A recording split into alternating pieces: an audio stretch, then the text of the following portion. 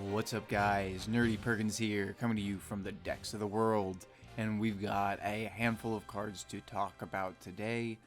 And we'll start out with I think one of the first ones that got released since my last video came out, which is Marco. He's going to be red, so fitting the idea that the Whitebeard Pirates are going to be representing the red color for this set, at least mostly. And he's 4 cost, 5,000 power. And this one is going to be, this is very cool that they dropped this, because it's going to, it shows us a few different things that are likely going to be happening in the next set. So he's a blocker, which is cool. And then he has an ability as well. On KO, you may trash 1 card from your hand with Whitebeard Pirates in its type. And we'll go back to that in a moment. If you have 2 or less cards in your life card, if 2 or less life cards, play this character card from your trash rested. So you can take a card that has Whitebeard Pirates in its type. So that means you could use something like the Marco from the last set, because it's not saying that it's just Whitebeard Pirates type, it has to have it in it. So if you look, since it says Whitebeard Pirates, this card can be used with this one. Same thing with Izo here, former Whitebeard Pirates. So you could do the same thing with Izo if you have a dual colored, a green-red deck. Now, really, you're gonna want to use this with your Whitebeard, because the idea is that you can get your Whitebeard out like a few turns earlier than he normally would. And that will hopefully help you stall. Or I'm assuming there's going to be other Whitebeard Pirate cards that will have a similar effect to kind of help you.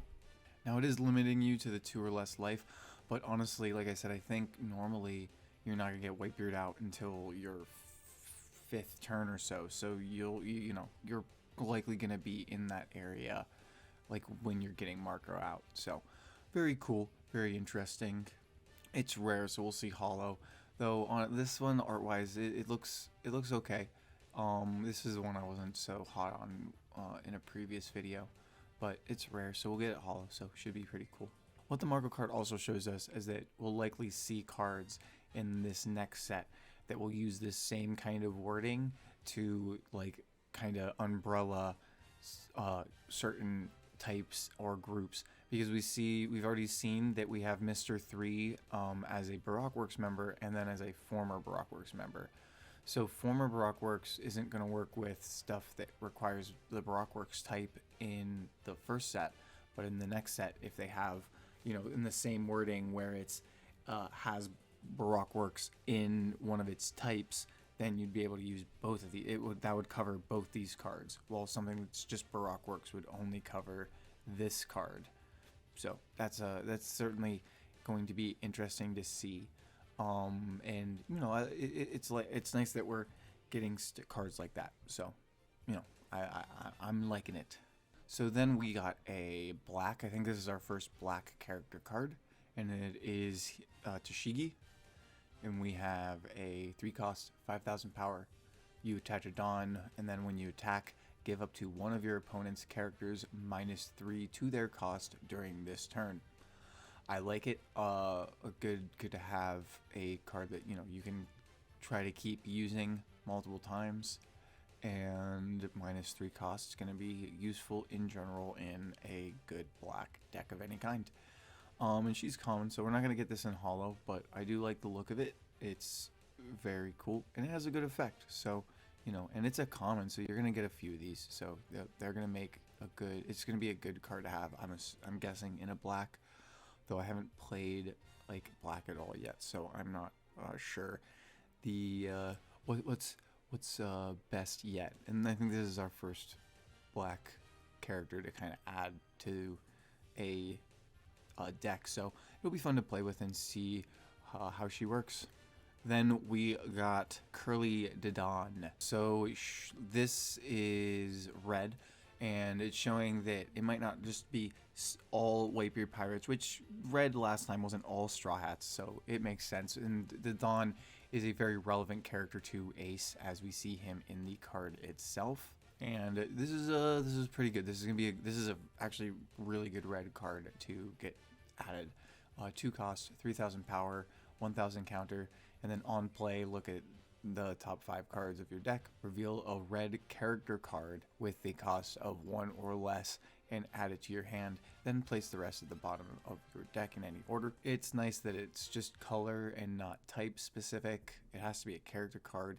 Obviously it's really specific, it's a 1 cost, but you know, you're getting your Nami, you're getting your Chopper, you're getting a few different cards that could be useful. Like I said, we have a few other cards that let you either get this back to your hand if you're doing a green-red combo, or you have a couple ways, or at least Uda to get it like back to your hand if you want to try to use it multiple times. So I definitely think this is going to be a very good red card, especially just we don't have a lot of just general search in the set and the color yet, so it'll be good to have. So then this morning we've got some more purple cards, and proving once again that Impel Down Jailers seems to be the theme for purple, at least so far. I'm wondering if we're going to end up seeing Warlords in this as well, or if it's just going to be like Jailers, but we'll have to see. So I like this card though. This is going to be fun to play under Magellan, and he's 4 cost, 5,000 power, counter 1,000, and he's a nice beefy blocker. And then you have on KO, if your leader has the Impel Down type, add 1 Dawn card from your Dawn area, your Dawn deck, and rest it.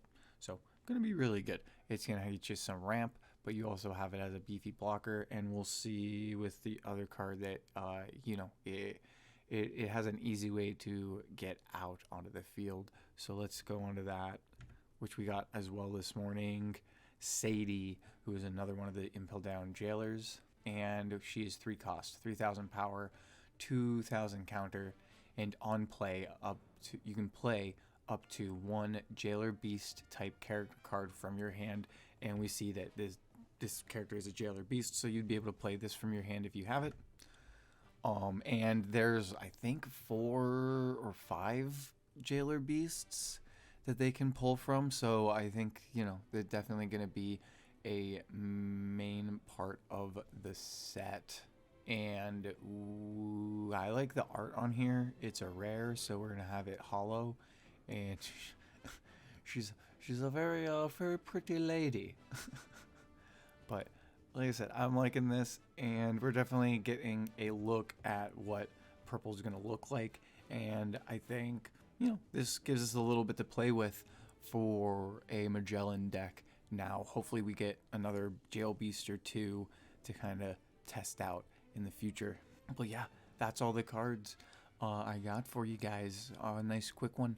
If you like it, give it a like. Big thanks to all the people at the One Piece trading card game community Discord who have been making all these proxies, putting in the hard work, and I'm linking that down below. So if you want a good resource to go and get proxies and learn and play other people, it is certainly a great place to do that. Please go check that out. But otherwise, I'll see you guys next time.